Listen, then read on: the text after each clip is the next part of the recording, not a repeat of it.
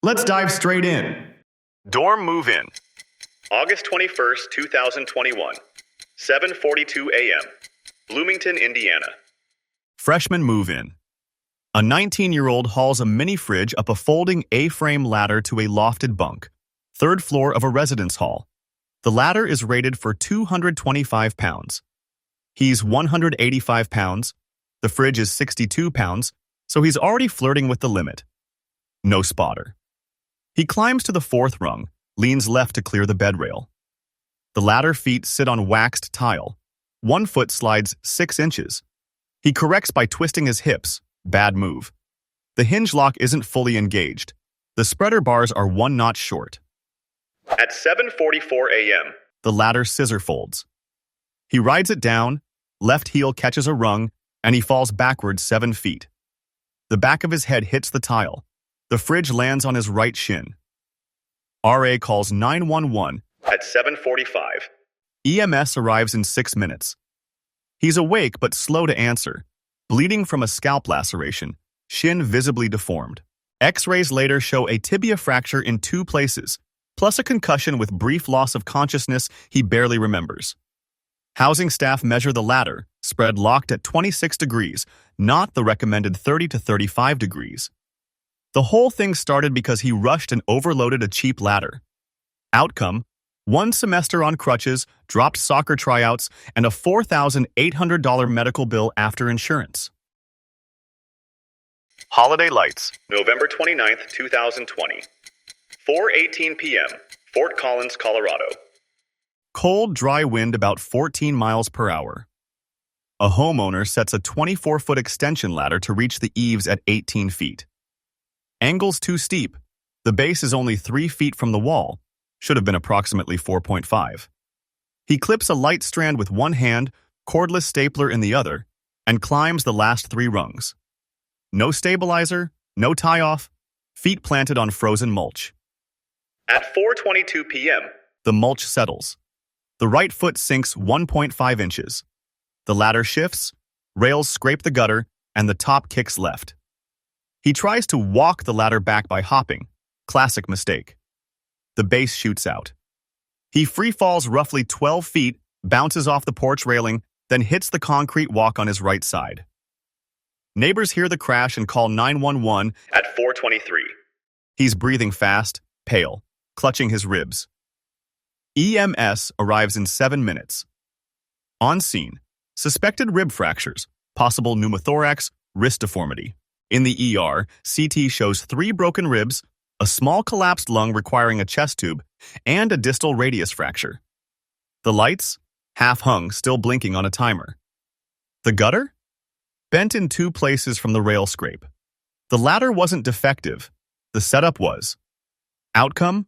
1 night in the hospital, 6 weeks off work, and the city inspector cites the damaged gutter as a hazard until repaired. Warehouse top rung reach. March 3rd, 2018. 9:06 a.m. Memphis, Tennessee.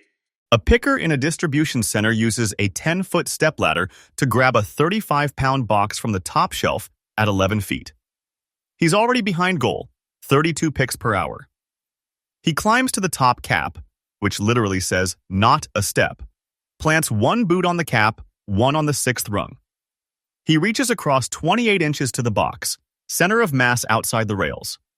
At 9:08 a.m., the ladder rocks. The left rear foot sits half on a cracked epoxy patch. It pivots. He overreaches to save the box. The ladder tips. He rides it down, twisting to protect his head. The box falls too. It lands on his shoulder as he hits the floor from about 8 feet. Coworkers hit the stop line and call the supervisor. First aid arrives in 3 minutes with a backboard. He's alert, complaining of shoulder pain and tingling in fingers. X-ray later. Displaced clavicle fracture. MRI. 2 lumbar transverse process fractures. Investigation measures shelf height, ladder angle, and floor condition.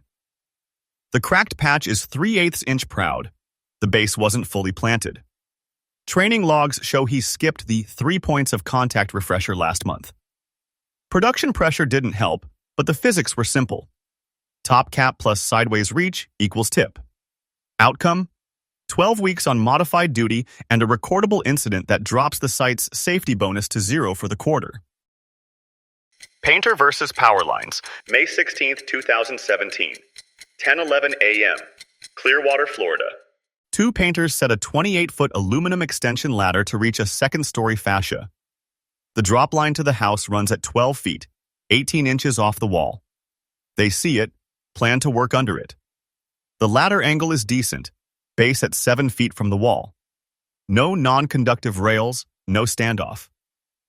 At 10:14 a.m., The ground man tries to reposition the ladder 2 feet right, while the top guy is still on it at rung 10. The rails flex. The ladder arcs back and kisses the insulated service wire. Insulation is scuffed from weathering. There's a flash and pop. The man on the ladder takes a jolt and reflex lets go. He falls backward about 9 feet onto a gravel drive. Neighbors call 911. He's conscious, dazed, complaining of shoulder and back pain, with small burns on his palm and forearm. Vitals are shaky. In the ER, humeral head fracture, thoracic compression fracture, superficial electrical burns. Utility later confirms contact marks on the service drop at 11:10. The boss brings in a fiberglass ladder the next day. Too late. The report notes 3 preventables: aluminum near-energized lines, moving a ladder with someone on it, and working within 10 feet of electrical service without de-energizing. Outcome: 6 months of rehab, state OSH, a fine for the company, and the homeowner's repaint job delayed 2 weeks. Arena light. Change. January 12th, 2019, 2:03 p.m., Des Moines, Iowa. Basketball arena, no lift available, so a stagehand grabs a 16-foot A-frame to swap a dead flood. The fixture is at 15 feet over hardwood. He sets the ladder mid-court, rubber feet on a dusty floor. No spotter. He pockets a driver, a spare lamp, and a voltage tester, about 3 pounds extra on his belt. At 2:06 p.m., He climbs to the second rung from the top. He reaches up and sideways to the can light, loosens the retaining ring. Dust sifts down. He sneezes, tiny wobble. The left foot skates an inch on the dusty polyurethane. He leans further to finish. The whole ladder walks a little more, then slides. He windmills, catches the fixture frame, which bends and rips free. He falls about 10 feet, lands on his left hip and elbow. The fixture drops too, clips his calf. Staff hits the emergency switch and calls 911. He's awake, swearing, unable to stand. X-ray shows a fractured radial head and a pelvic ring fracture. The bent fixture costs $420 to replace, plus 2 hours to sweep glass pellets. Arena notes after, they owned a lift, but it was out for service.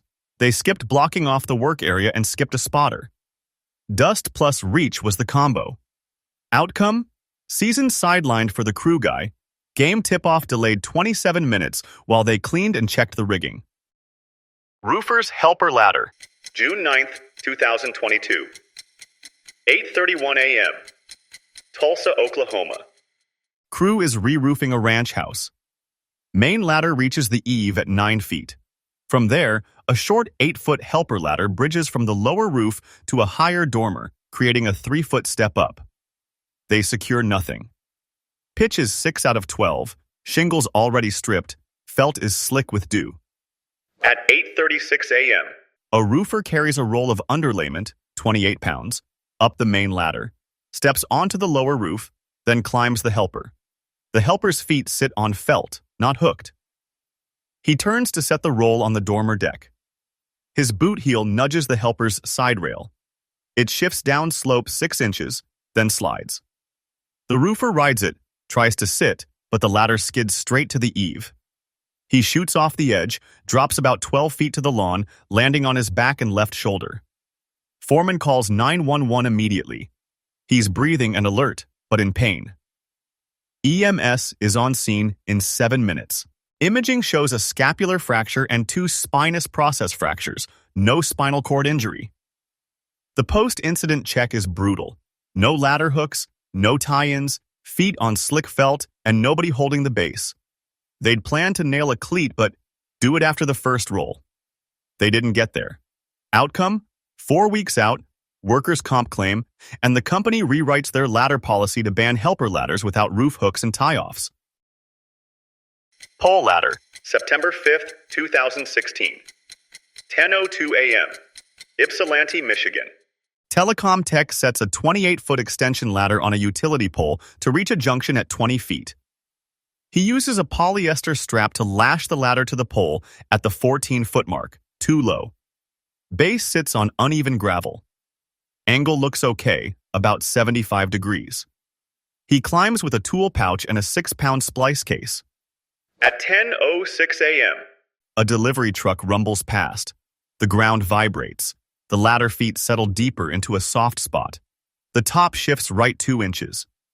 He keeps climbing to rung 13 and leans left to reach the box. The low lash lets the rails twist. The ladder rolls around the pole, left rail losing contact.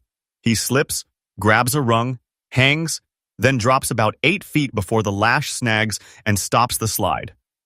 The sudden stop whips the ladder. He slams into the pole and tumbles the last 6 feet to the gravel. Coworker radios for EMS.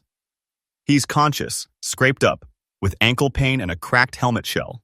ER finds a lateral malleolus fracture and deep bruising along ribs. Inspection later shows the strap rated fine, but position was wrong. Lashing should have been within 2 feet of the top. Feet needed a level board, not loose gravel. Outcome: 2 months in a boot and a mandatory retraining that adds a 2-point pole strap and levelers to every truck.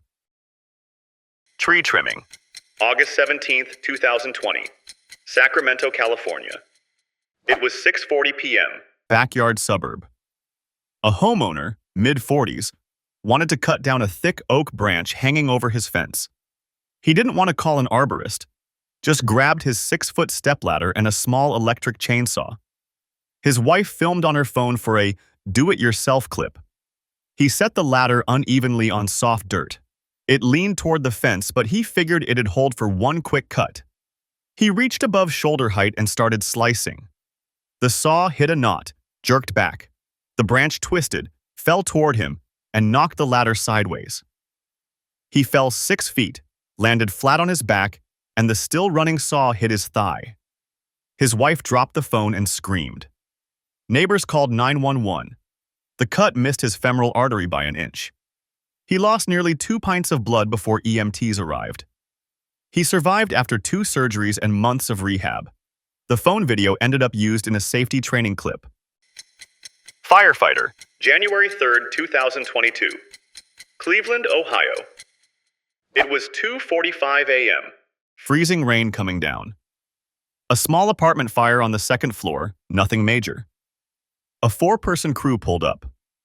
One firefighter, 28, carried an aluminum extension ladder to reach a window for ventilation.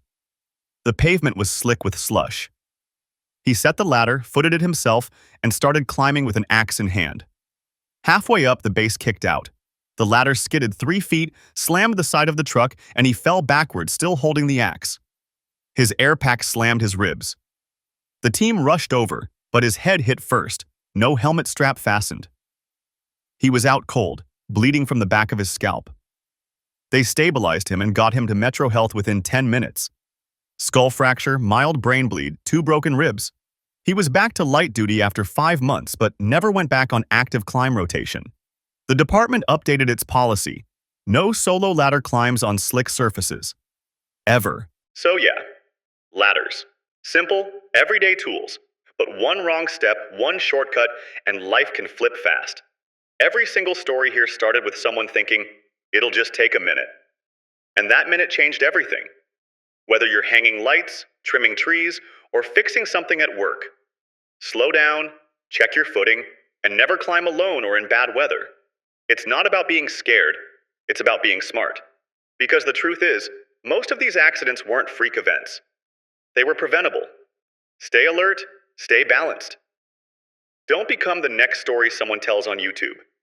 If you learned something or just want more real-life lessons told straight, hit that like, drop a comment, and subscribe for more dark, weird, and eye-opening stories.